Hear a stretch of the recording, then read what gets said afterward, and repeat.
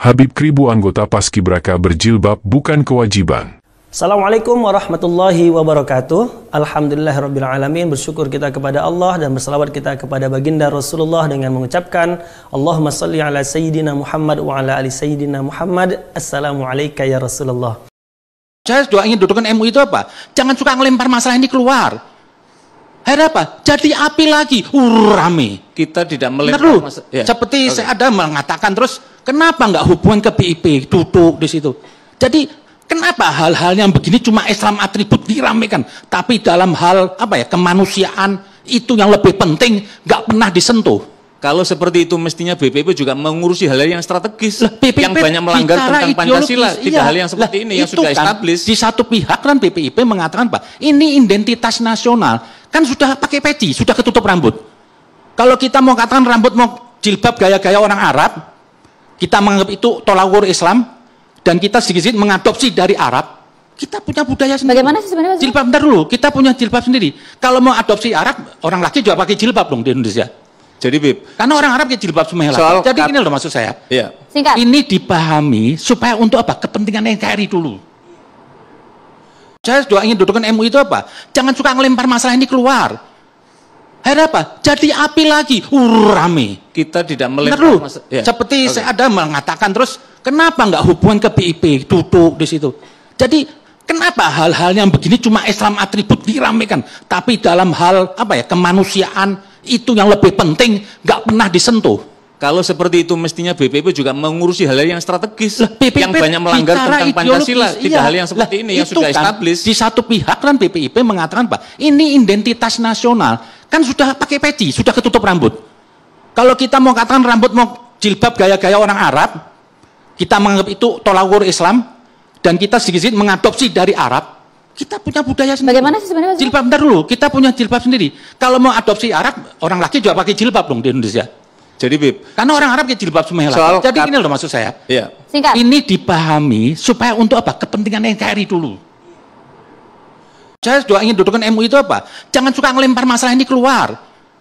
Akhirnya apa? Jadi api lagi. Rame. Kita tidak melempar masalah. Ya. Seperti saya ada mengatakan terus, kenapa nggak hubungan ke BIP? Duduk di situ.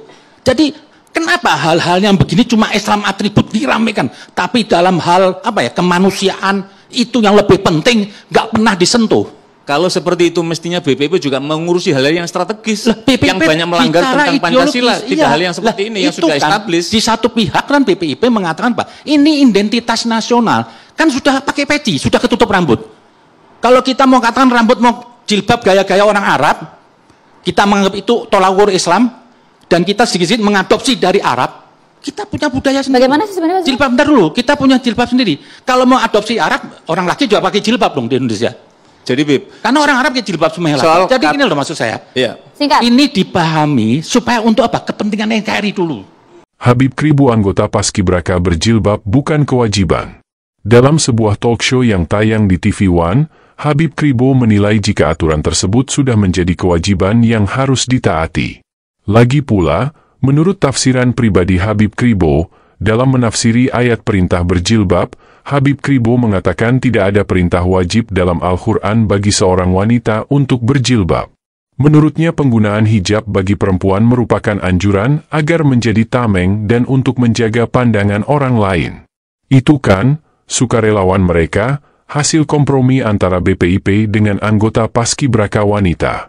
Artinya tidak ada paksaan, kata Habib Kribo di acara tersebut dikutip Rabu, 21 Agustus 2024. Bagi Habib Kribo, syariat menggunakan jilbab jika diwajibkan maka secara bersamaan akan ada ancaman, yakni murka Tuhan. Dalam Al-Quran kalau itu kewajiban Tuhan akan menambahkan ayatnya dengan murkanya. Tapi kan, enggak. Di sisi lain Ustaz Hilmi Firdaus yang menjadi salah satu pembicara menentang pernyataan tersebut. Menurutnya, yang jadi fatal dari aturan yang diatur oleh BPIP yakni melarang mutlak bagi anggota Paskibraka wanita yang berjilbab untuk melepasnya. Ustaz Hilmi menjelaskan, tindakan tersebut merupakan sebuah diskriminasi terhadap seorang anggota Paskibraka berjilbab. Ia juga menduga BPIP melakukan intervensi melalui aturan yang dibuat, sehingga seolah ada paksaan kepada anggota Paskibraka berjilbab untuk melepasnya. Yang harus kita garis bawahi adalah diskriminasi dan intervensi kepada adik-adik kita muslimah paskibraka yang berhijab untuk melepas jilbabnya. Wakil Sekjen Majelis Ulama Indonesia, MUI, Muhammad Ziyad, kegaduhan mengenai aturan berjilbab bagi anggota paskibraka tidak boleh terulang kembali. Aturan yang dibuat BPIP saat ini harus dievaluasi.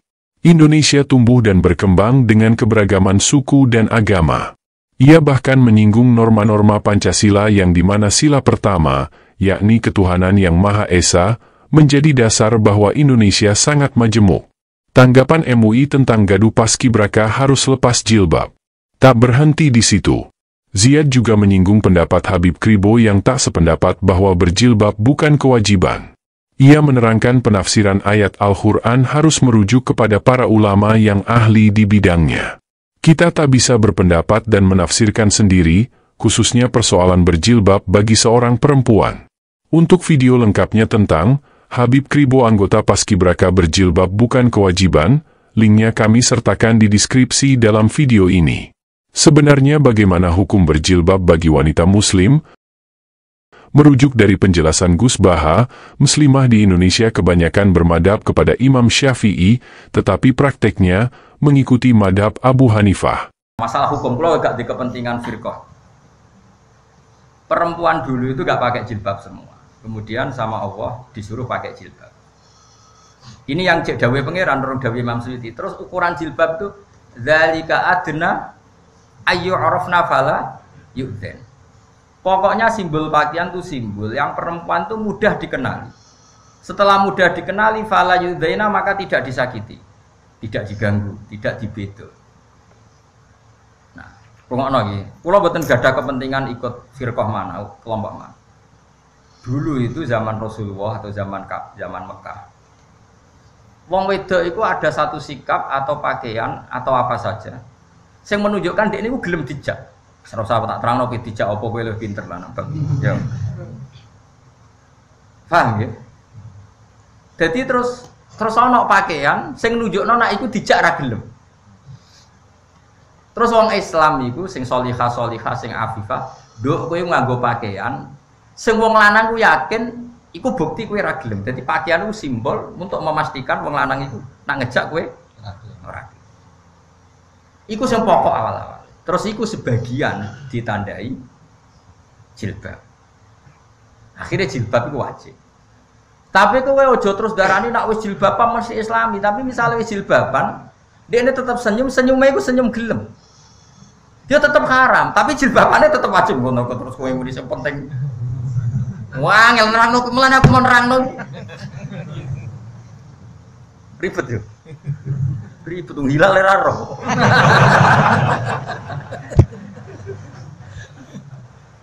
Ya banyak masalah jilbab itu kombinasinya kalau ingin benar ya jilbaban dan punya perilaku sing ora mengajak ke arah negatif. Mulane garwane Nabi didhawuhi nak kowe takwa tenan fala takhdhna ni ya nisa an-nabi lastuna ka hadim minan nisa ini taqaituna fala takhdhna bil qauli fa ya tama alladzi fi qalbihi marudun. Wong wedok nak takwa tenan ning pangeran aja geman omongan alus, omongan sopan mbek wong lanang. Mergo wong lanang sing tukang ngeres pikirane disopani iku pikirane ngeres. Manane disangka gel. Dilihat dari hukum asli dalam Al-Quran, adakah ayat yang menyebutkan tentang muslimah wajib berjilbab? Kita simak penjelasan Ustadz Adi Hidayat berikut ini. Terjemah itu secara umumnya belum mencakup tuh cakupan hukum, dia hanya menerjemahkan tekstual saja. Contoh begini, kalau di Quran ada kul, maka diterjemahkan dengan katakan. Nah, dia nggak akan berbicara apakah sifat katakan ini hukumnya wajib atau sunnah atau boleh saja. Yang penting ada kul, terjemahkan katakan. Ya, kutiba terjemahkan diwajibkan. Ya. Misalnya di setiap kalimat akan diterjemahkan sesuai dengan katanya saja. Dan terkadang begini, terkadang bahkan terjemah itu tidak bisa masuk pada makna yang dalam, yang membedakan dua kata yang mirip. Ya, padahal konteksnya bisa berbeda. Ya, diterjemahkannya sama. Contoh begini, apa artinya insan? Manusia. Insan manusia. Apa artinya ins? Ya ma'syaral jinni wal ins. Manusia juga. Apa artinya nas? Qul a'udzu birabbin nas. Manusia juga. Bayangkan, ins manusia, insan manusia, nas manusia. Kalau ketiganya terjemahannya sama-sama manusia, kenapa diungkapkan dengan kata yang berbeda? Ya. Nah, karena itu, poin pertama, kita ingin ambil garis besar dulu bahwa terjemah itu tidak membawa hukum fikih. Ya, tapi hanya menampilkan makna tekstual dari rangkaian kata yang diterjemahkan. Ya, jadi hanya menampilkan kata tekstual saja. Kalau kita ingin mengambil hukum dari terjemahan itu, maka kembalikan kepada kalimat asalnya dengan menerapkan kaidah-kaidah hukumnya. Baik, contoh begini misalnya, kita kembalikan ke ayatnya. Baik, tadi di situ berbicara surat An-Nur, ya, surah ke-24, ayat 31. Itu berbicara tentang hijab. Ya, lebih tepatnya dasar hijab yang berbentuk yang paling dasar, yaitu kerudung. Ya, Allah berfirman, wa qul lil mu'minati yaghdudna min absarihinna. Dan Muhammad sallallahu alaihi wasallam katakan, ya, pada setiap perempuan beriman hendaknya ia memalingkan pandangannya dari yang dilarang. Ya, palingkan pandangannya dari yang dilarang. Wa yahfadna furujahunna, dan jaga kehormatan dirinya. Ya, jangan berzina, jangan selingkuh. Yang paling menarik sampai nanti muncul kalimat dari Allah Subhanahu wa taala, wal yadribna bi khumurihinna ala juyubihinna. Ya. Ya, kata Allah sebelumnya, wala yubdina illa ma dhahara minha, ya, jangan menampakkan tampilan dirinya kecuali yang tampak saja. Ada yang menafsirkan nanti wajah dengan telapak tangan. Kemudian, nah ini dia, pakaikan kerudungnya sampai dengan ke dada. Ya, sampaikan pada perempuan pakai kerudung, ya, batas paling minimalnya sampai ke dada. Kalimat Qur'annya ini berbunyi katakan, sampaikan. Kemudian jangan. Ya. Kemudian perintahkan untuk melakukan. Jadi bahasa Qur'annya itu kalimatnya, qul, katakan. Ya. Kemudian hendaklah. Nah, ini ketika ada satu kalimat dari atas, ya, kepada yang bawah, tingkat yang tinggi kepada yang rendah, ya, dari Allah Subhanahu wa taala tingkat paling tinggi kepada nabi utusannya, maka dalam bahasa Arab disebut amar sifatnya, perintah. So gini, saya pimpinan di perusahaan nih. Ya. Anda karyawan. Saya katakan begini misalnya, tolong ke bawah. Ya, baik. Ambil teh di bawah. Baik. Maka sifatnya apa? Perintah kan? Tapi kan saya nggak katakan wajib, tidak kan? Saya katakan perintah, tolong ke bawah, ambil teh. Nah, ini Allah menyampaikan kepada Nabi, katakan pada semua perempuan-perempuan, palingkan wajahnya dari yang dilarang. Jaga kehormatan dirinya, jangan berzina, jangan tampakkan bagian tubuhnya kecuali yang biasa nampak saja. Baik, ada yang mengatakan wajah dan telapak tangan, lalu pakai kerudung sampai ke dada. Baik, karena kalimatnya sifatnya perintah, walaupun tidak mengandung kata langsung wajib di situ, maka dikembalikan kepada dasar fikih. Dasar fikih itu produk pembentuk hukum. Ya, jadi kalau Al-Quran sumber hukum, kalau menjadi sebuah ketentuan hukum namanya fikih. Fikih punya dasar, namanya qawaid fikih. Ya, pokoknya disebut usul fikih. Bingung ya? Oke, karena itu nggak mudah. Jadi kalau belum paham kaidah, jangan bicara hukum. Ini biarkan ulama, ya. Sama kayak kita nyari obat kan, kita tanya dokter, ya. Terus dibikin ramuan. Jadi jangan semua orang bisa ngasih obat, ya. Semua ada spesialisasinya.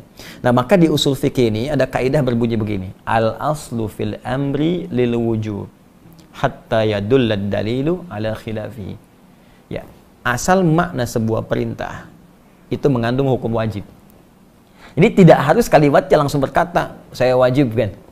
Muhammad katakan pada umatmu, saya wajibkan. Tidak. Jadi setiap ada unsur perintah, ya, maka sifatnya wajib. Setiap ada unsur larangan, jangan. Ya, jangan itu kan perintah untuk meninggalkan, disebut larangan. Perintah mengerjakan, perintah meninggalkan. Perintah meninggalkan disebut nahyun, larangan. Perintah mengerjakan disebut amrun, lakukan. Ya, maka sepanjang ada kalimat dari Allah, kerjakan, lakukan, itu sifatnya perintah. Maka dalam kaidah dasar fikih, dasar hukum Islam, jika ada nada perintah, maka sifatnya wajib. Kecuali ada keterangan lain yang menjadikan kewajiban itu turun tingkat hukumnya menjadi sunnah atau mubah. Itulah tadi penjelasan tentang hukum berjilbab bagi muslimah. Semoga semua wanita muslimah terjaga keimanannya lahir dan batin, sesuai dengan filosofi jilbab yang sesungguhnya. Terima kasih, sampai jumpa di video berikutnya. Terima kasih. Assalamualaikum warahmatullahi wabarakatuh.